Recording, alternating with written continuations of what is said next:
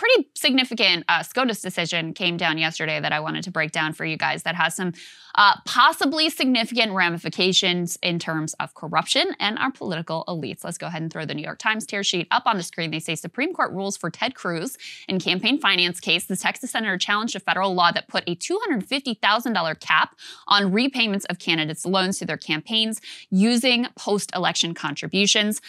So here's the sort of lead graph here. They say the Supreme Court ruled in favor of Senator Ted Cruz in a challenge to a federal law that limits how political campaigns can repay candidates for money they lend their own campaigns. The ruling was the latest in a series of decisions dismantling various aspects of campaign finance regulations on First Amendment grounds. Okay, so here's what happened.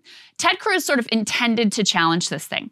So he lent himself he lent himself $260,000, and the maximum amount you're allowed to pay yourself back is $250,000 with the intent of taking this to the Supreme Court and saying this is unconstitutional. Right now, you can lend yourself money, but there are limitations on how much can be paid back and in what time frame. So in particular, you have only 20 days to get paid back. And the reason for that is it makes a lot of sense because once you're in office and you're not engaged in campaign, the money's not like going back into your out for TV ads or whatever, then you have an opportunity, if they're paying you directly to pay your loan back, for donors to be directly contributing to your financial condition. Oh, wow. Rather than it being, you know, this is going to ads, this is going to mailers, this is going to a field program. No. When they're paying you back, this is money that is going directly into your pocket. And previously, you actually had candidates who would not only pay themselves back, they would charge very high interest for that loan. So from Vox, there was a Democratic representative, Grace Napolitano, made herself a $150,000 loan to her campaign at 18% interest. And then she got paid back. She did eventually reduce the interest rate to 10%, which is still a high rate.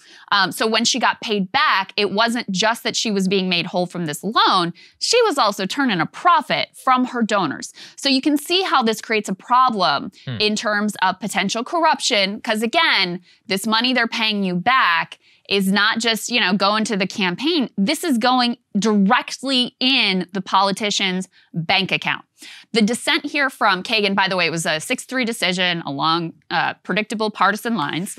Kagan wrote the dissent, and she kind of lays out the problem here in what she was saying. She wrote, repaying a candidate's loan after he's won the election cannot serve the usual purposes of a contribution. The money comes too late to aid in any of his campaign activities. All the money does is enrich the candidate personally at a time when he can return the favor by a vote, a contract, an appointment. It takes no political genius to see the heightened risk of corruption. And even Cruz's lawyer here a little bit gave up the game in the argument in front of the Supreme Court.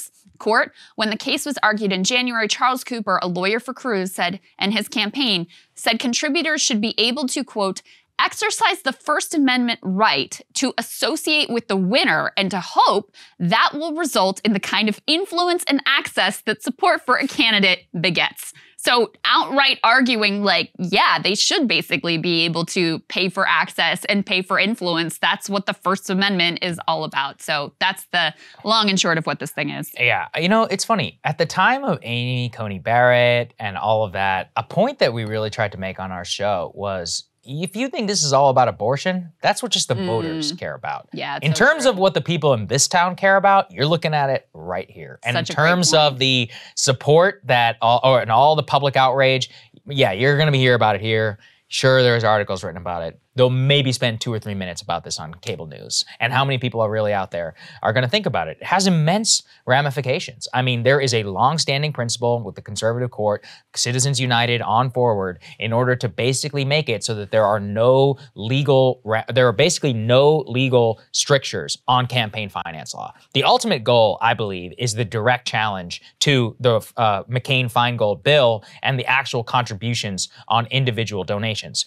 Now, look, as long as transparency is there, the entire system is so corrupt and Byzantine, I would, be in favor of a total wholesale just change to all this because I think the current system is totally nuts. But as an ideological project, I don't think you can mistake that this was not an accident. Cruz actually lent himself $260,000. Right. Even though he had $2 million throughout the course of his campaign and easily could have By the way, his wife works for Goldman. He's personally a wealthy man. Like, he didn't need to do any of this. He did it specifically in order to challenge the constitutionality of this bill. Not a surprise. I mean, he's probably I believe before he was a senator, was one of the most successful Supreme Court lawyers, as in a person who argued cases before the Supreme Court in modern American history. So, you know, he's a legal mind in his own right, and very much had this on the target. But it wasn't for Cruz. It was to set the precedent. It was to strike down the law. And I think my main concern is not on the ultra-rich candidates or even the moderately rich candidates like a Ted Cruz. It's in the future when you have got people who are strapped,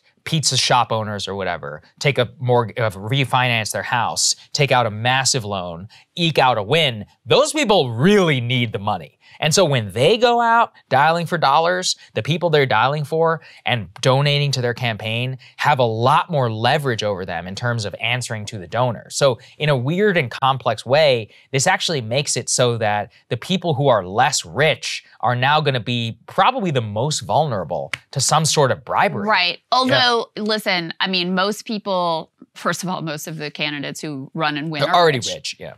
Second of all, you know, if you are not wealthy, you're going to have a difficult time plunking down $250K to put into your bank account.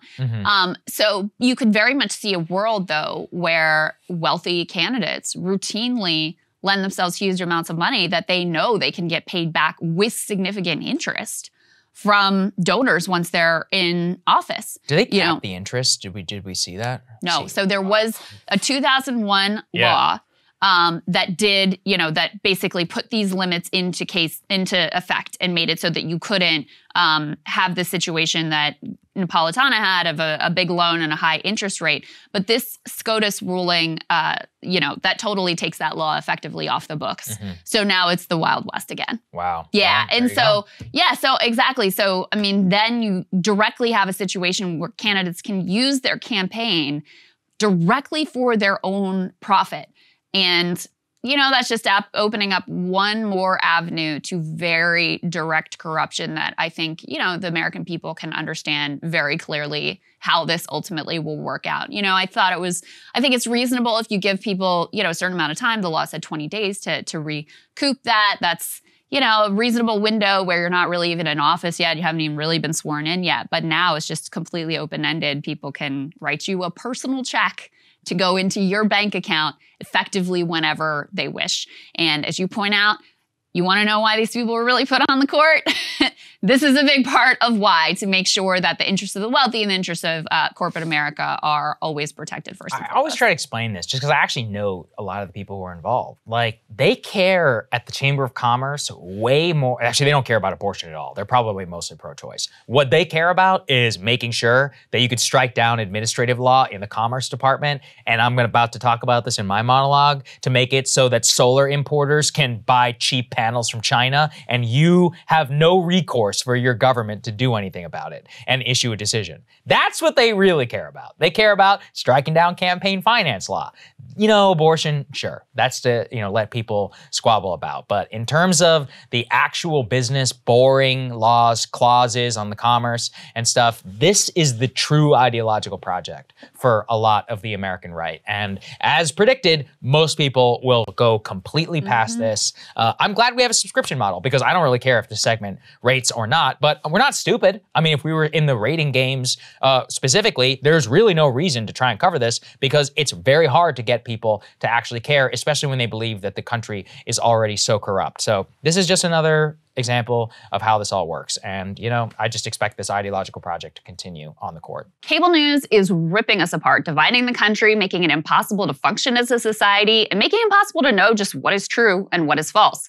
But the good news is they are failing and they know it. That is why we're building something new, a new mainstream, a healthier one, something more trustworthy, something that we are going to need in one of the most pivotal times in American history. We are building up here for the midterms, for the upcoming presidential election, but we need your help. So if you can help us out by becoming a premium member today at breakingpoints.com, we're trying to change America for the better and the entire world. So what are you waiting for, guys? Go to breakingpoints.com and sign up and help us build a new mainstream.